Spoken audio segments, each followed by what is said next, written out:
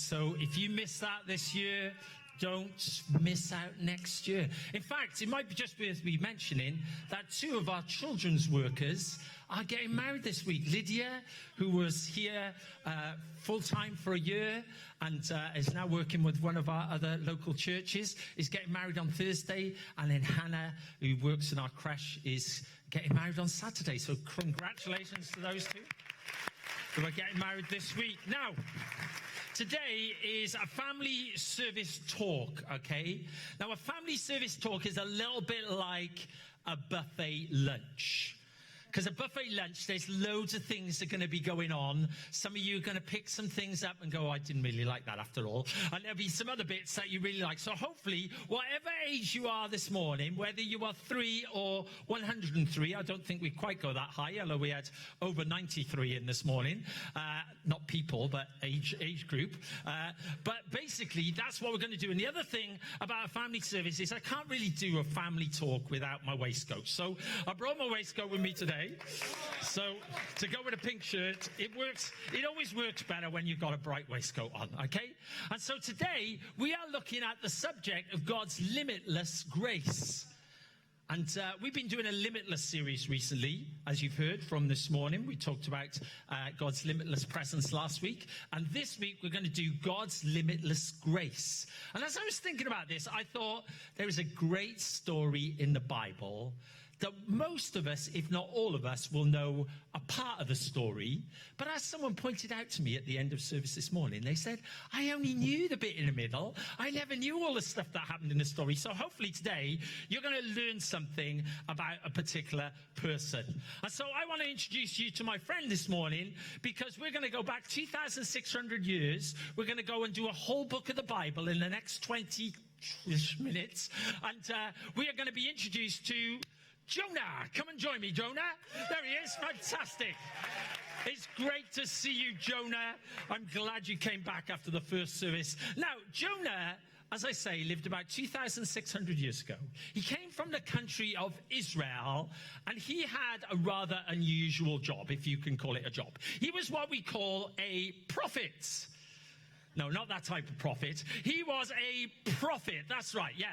2 types of prophet. That's the right one. He was a prophet, and we don't read very much about him in the rest of the Bible, in the Old Testament, shall I say, apart from this one book, 4 chapters, and you're going to have the whole of them today, and one other place in the Old Testament. But he does reappear, as we're going to find out, quite a few times in the New Testament. So, Jonah's a prophet. Now, what is a prophet? Well, a prophet is a bit like a postman, okay? Because a postman is someone, he has to deliver important messages. Do you remember this song? Yeah, Mr. Postman. That's what he had to do. He had to deliver important messages that God gave to him. Have you got your important message there? He had a special delivery from God, and it was a message from God, not for himself, because he's a postman, he has to deliver it, but to a group of people. And the message went a bit like this. Jonah, leave where you are, go to this place and tell them, stop doing the terrible things that they're doing. Now, prophets in the Old Testament were used to that kind of message, oftentimes to the country of Israel where they lived, or the other part of Israel at that time called Judah. But Jonah, I want you to deliver this message to Nineveh. Yes, indeed, Nineveh. Now, you're not too worried about Nineveh, but Jonah was worried about Nineveh because he knew what the people of the Nineveh, of the city of Nineveh, were like. They were one of the most powerful armies of the time, and they had done a lot of damage to the country of Israel. And so it'd be a bit like being a Cardiff City supporter and walking up to a not very friendly Swansea supporter and telling them Swansea are rubbish. You know, I mean, a bit of kind of thing. You know, you're going to be in a bit of trouble if you do that. But that was the message that Jonah got. But what Jonah did was he ignored the message. He decided that he didn't like what God had asked him to do. And so he decided to completely ignore what God had said. Now, this was a bit of a problem because God wanted the message delivered, but Jonah didn't want to deliver the message. So what did Jonah do? He decided that what he would do was, instead of going to Nineveh, which was inland about 500 miles away, a long way away from the country of Israel. It was going to take him a while to get there. He went down to the local port, a place called Joppa, and he decided that he would go in the opposite direction to the way that God had wanted him to. Now, I don't know whether you know this, but Tarshish is actually in Spain. Yes, that's where it is. So he wasn't going to go where God wanted him to go. He was going to go in the opposite direction. Oh, by the way, this was a sale, Marks and Spencer's sale. I don't know whether you realize that, but there you go. Okay, and so he decided that was what he was going to do. He got down to the local port, and when he arrived, he found a boat going to a place called Tarshish, which is in Spain, and he paid his fare. He paid his fare. Come on. This is not Ryanair, you know. We've got a bit more money. Thank you. Thank you very much. You didn't see the taxes, did you? And he got onto the boat, and he tried to ignore what God had asked him to do. You see, it's one thing to get a message from God to do something. It's another thing to do it, isn't it? It's a bit like your mum, when she asks you to tidy your bedroom and you pretend that you haven't heard what she said. Now, the only thing about your mum is that she might actually believe you that she hadn't heard what you said, but God knew that he'd given a message to Jonah, and he knew that he was ignoring the message, and so he had not forgotten about his message. And so, Jonah got on the boat set sail. It was a long way, about a couple of 1,000 miles by boat. We weren't going to get there in 2 minutes. And Jonah tried to pretend that he hadn't heard what God had said. I don't know whether he thought he was going to go on a beautiful trip, you know, a cruise somewhere nice, Mediterranean cruise, you know, but it wasn't what God had planned. You see, Jonah was running away from God's plans and God's purposes. Weren't you, Jonah?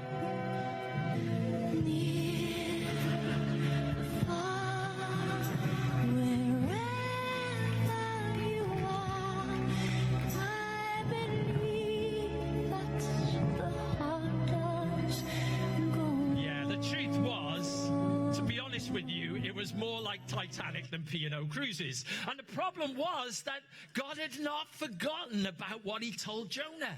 You see, Jonah was trying to run away from God, but God knew exactly where he was. And so God caused the storm to rise up. Now, it was so bad that even the sailors who were used to storms on the Mediterranean Sea were starting to get worried. They got very, very worried indeed. They started to chuck things overboard to try and make the boat lighter. They got so worried, they even called a prayer meeting. And they started to pray to God. Dear God, please get us out of this mess. They were praying to any God they could think of, and a few they didn't even know. And then they realized that there was someone missing from their prayer meeting, and it was Jonah. So they went down to the bottom of the boat, and they got Jonah out of the boat, and they said, you start praying too, mate. And so Jonah began to pray. And God knew exactly what he was going to do. You see, Jonah might have been trying to run away from God, but God still had his plan. They drew lots, and the lot fell on Jonah because he was the one who was causing the problem. He explained to them what had happened, that he was a prophet of God, that he should have gone to Nineveh, but he had run away and was going to Spain, to Tarshish. And he said, the only way to solve this problem is for you to pick me up, and put me into the sea. And so they picked up Jonah and they threw him into the sea. And when they threw him into the sea, the storm stopped, which was pretty impressive. They started to pray. These guys, they were pagan sailors, and they're thanking God. They were doing better than Jonah at this point, to be honest with you. Jonah was running away from God, and now these guys are worshiping God. You know, God can do the strangest things, even with some people that we might think are far away from God. But as the storm went down, so Jonah went down. And Jonah went down into the sea. They looked over the side. They couldn't find him. But they shouldn't have worried, because God had already worked out a way of providing an alternative form of transport for Jonah. Now, it wasn't Ryanair, just in case you were thinking. They were on strike at the time, so that was no good. And anyway, he's in the middle of the sea. That's not going to help. And so the alternative form of transport was that God provided an unusual submarine. Now, I wonder if we got a whale back here. Oh, we do. Fantastic. There we are. Well, it's not exactly a whale, but it's a shark. It was the closest we could get. And, oh, I'm sorry. I just clicked too far there. Let's just try that one again. Because as he was in the water, going down and down and down into the water, God sent a whale, a shark, I don't know which, but he sent something to swallow Jonah alive. And Jonah, the Bible tells us, was swallowed by this huge, big fish. Now, the Bible does say fish, which confuses some people because they're really clever. And they go, it can't have been a whale because, whales are mammals because you're really clever out there. But I think 2,600 years ago, they probably didn't even know the difference. Now, one of the interesting things I find about this is actually the sperm whale. You might like to know this for your natural history and kind of geography and all that kind of thing, if you're into animals, can swallow a squid, which is really big compared to a human being, whole with no problem. So the whale or the shark swallowing Jonah was not the problem. The problem was keeping Jonah alive inside of the whale. That was the miracle. And for the next 3 days, God kept Jonah alive. And whilst he's in a whale, he didn't have much to do, to be honest with you. He didn't have his CD player, didn't have his, his MP3s. Internet wasn't working. And so he had plenty of time to think and to pray. And the Bible tells us that Jonah began to pray again to God. And basically what he said to God was, you might have thought that at this point Jonah would have been really repentant. I think I would have, I could be caught out, God, I am so sorry. If you read his prayer in chapter 2, he's not very repentant, but he's kind of like hedging his bet, saying, thank you, God, for keeping me alive. And if you give me another chance, then I'll go and I'll talk to this group of people. You see, what God wanted Jonah to realize was God was a God of second chances.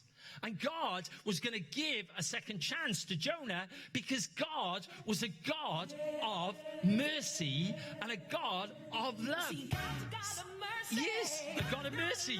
In fact, he is. I feel a dance coming on. Is there a dance in the house? Yes. Dance with your shark. Come on now. Get your shark out and dance with it. Okay.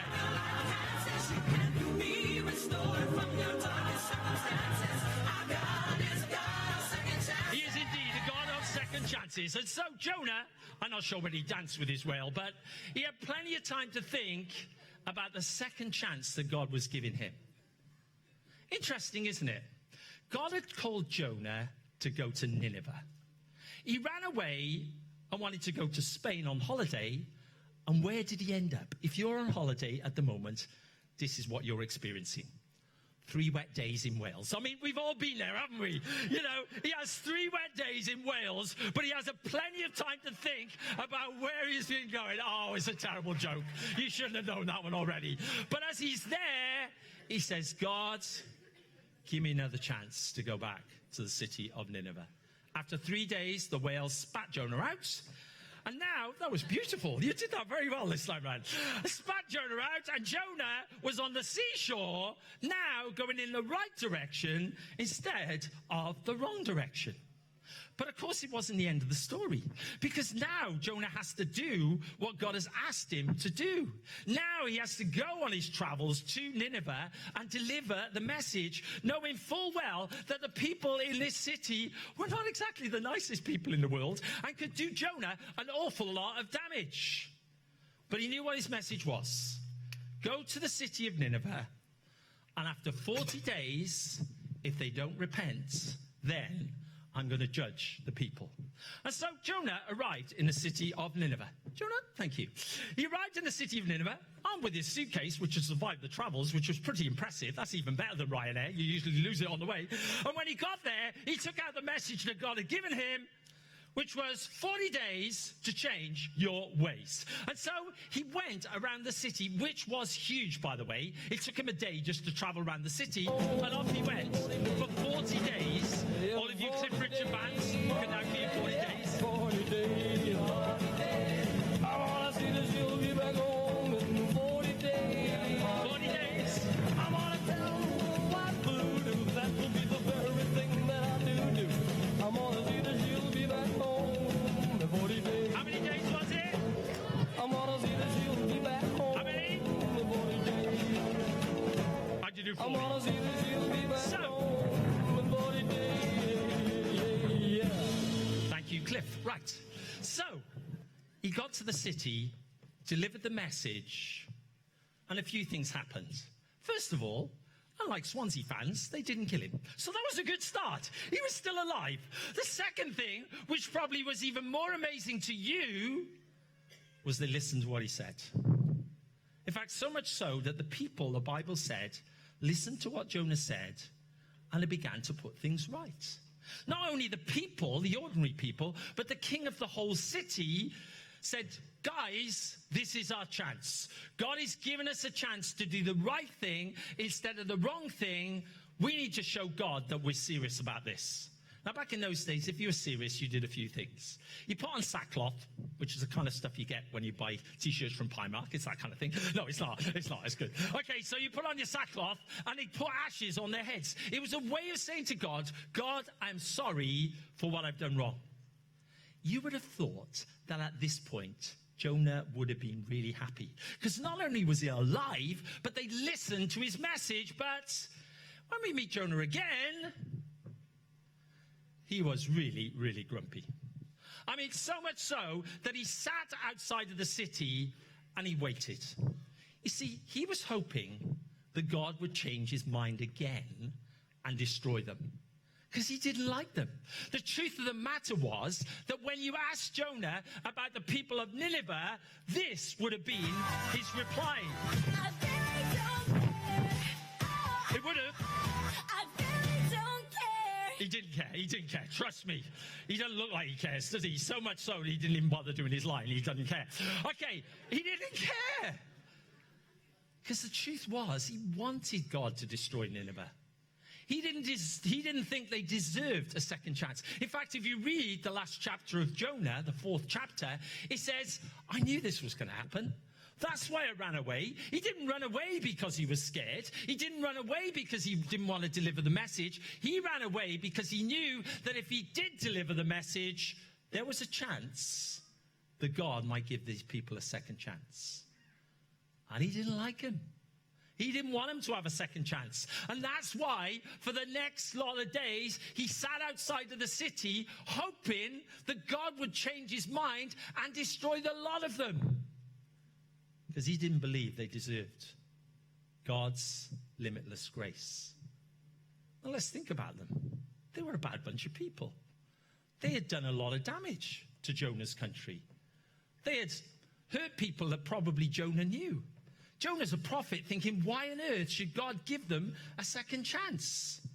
But as we've already heard, just as he gave Jonah, the prodigal prophet, a second chance, so he wanted to give the people of Nineveh a second chance. And so God decided to teach Jonah one last lesson. And what he did was he caused the plants to grow. Here's the plant I prepared earlier. It's like gardener's question time. And so the plant began to grow, but the problem was that this was a plant that God had provided so that Jonah wouldn't get too hot. But it was something that God was going to use to teach Jonah one last lesson. And so Jonah sat under the plant and was really pleased, actually, that God had given him a plant, because he was getting sunburnt. I don't know what he expected to happen when he went to Spain, but he was getting even more sunburnt than he thought he should have done. And as he sat underneath the plant, in the middle of the night, God provided a worm. And the worm came along and chewed through the roots of the plant. And as it chewed through the roots of the plant, the next morning, when Jonah woke up and the sun came up, the plant began to beautifully wilt. It died. The plant died. And at this point, Jonah begins to tell God how he's feeling. I really liked that plant. Now you've even killed my plants. Some of you gardeners are in the room and you probably said that to God yourself, haven't you? You killed my plants. And God thought this is an opportunity for a lesson for Jonah. And so he turned to Jonah. He said, Jonah, let's have a little conversation about this. Who made the plant grow, Jonah? God did. Who made the plant wither, Jonah? God did. Now, Jonah, most important question of the day, which is the most important? Your plant, which you seem to be caring a lot about when you didn't care two hoots about the city of Nineveh, or all the people in the city of Nineveh? Now, the Bible tells us, because God told Jonah, that there were at least 120,000 people in the city of Nineveh who didn't know their right hand, or got that wrong, their right hand from their left hand. And they weren't all adults like me. Most of them were kids. That means that they were young. And he said, Jonah, these guys deserve a chance too. You see, that's the problem, isn't it? In our lives, we're probably a bit like Jonah.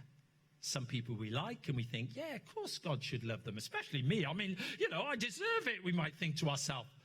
But actually, God wanted Jonah to know that everybody was important to God. And that day, Jonah learned perhaps the most important lesson of all. You can go home now, Jonah. You've done your job. Thank you very much. You'll come back in a minute. And so Jonah had sat outside of the city of Nineveh. And the interesting thing about this story is when God asks the question to Jonah, there is no answer. No answer is given. Now, who's the most likely person to have written the book of Jonah? Jonah. I mean, he's the only one who was there. So at least if he's not the one writing the story, he's the one telling the story for the writer to write it down.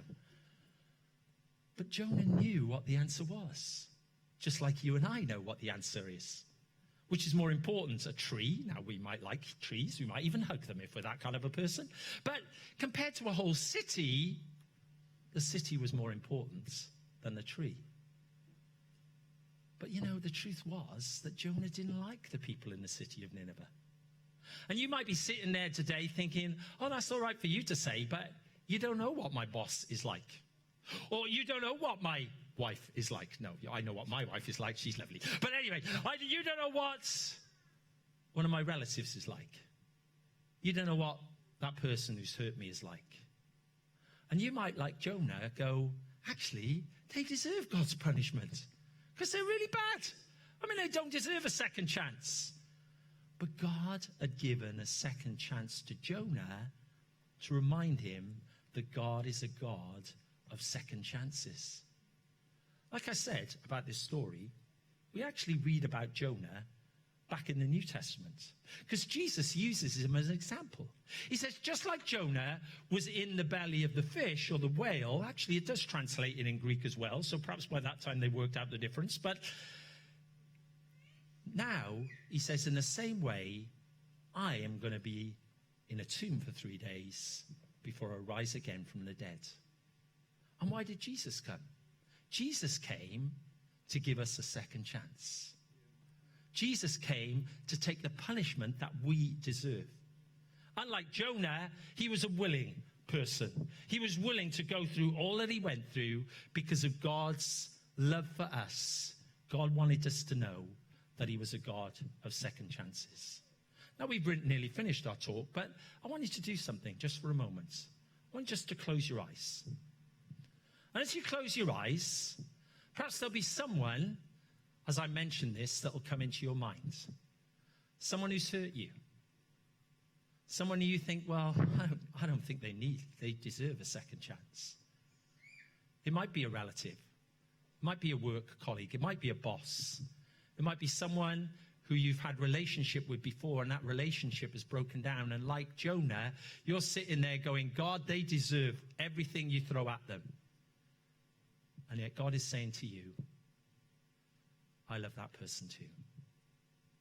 Just as I'm a God of second chances in your life, I want you to be a God, want you to know that God is a God of second chances for them. And perhaps like Jonah, we need to change our attitude. Perhaps like Jonah, we need to say, God, I'm sorry for my prejudices, for the attitude I've been holding out against that person or even a group of people. And God, help me to see your unlimitless grace towards that person just as much as your grace is for me and my friends and my family. And then last of all, you can open your eyes again. What about you today? You know, you might have faced a situation like Jonah where you know that God has called you to go in a certain direction and you're going, I don't want to do it. I don't want to do it. Now remember, the interesting thing about this story is this, that even when Jonah disobeyed God, there was still a price to pay. You see, when he got on that boat, it wasn't a free trip. You had to pay the price. And some of you are paying the price of going away from God's plans and God's purposes. And it's time for you to get out of that boat, whatever way you need to, and God will provide a way for you to go in the right direction instead of the wrong direction. And when he gives you that chance, take it and say, God, I need your help. I need your help to do the things that you called me to do, because you are a God of second chances. I have to say that all the adults have listened really well to my story, and the children have been amazing, even better. But the adults, you need to get recognized today that you have listened and not gone on your iPads and done eBay buying during the sermon. That's really good.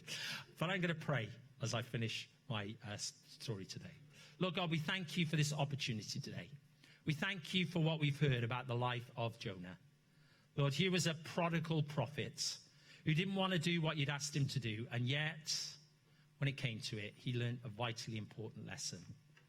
And for the last 2,600 years, the Jewish people have used this story to remind them of your love, not just to them as a nation, but to the world. And we as your Christians, as your followers in this generation, we want to remind ourselves that you are a God who loves us, but you also love those around us. And if there's anybody we've been struggling to forgive today, I pray, Lord God, that you would help us and remind us that you are a God that loves all people and gives them a second chance. Should we give a nice round of applause to Ryan and come out here, who has helped me this morning? I think he's still there. Oh, he's disappeared. Where's he gone? There he is. Thank you. He's just fallen asleep back there. Thank you, Ryan, for your help today. Guys, we're going to stand and we're going to sing one more worship song together before we finish our service today. Thank you.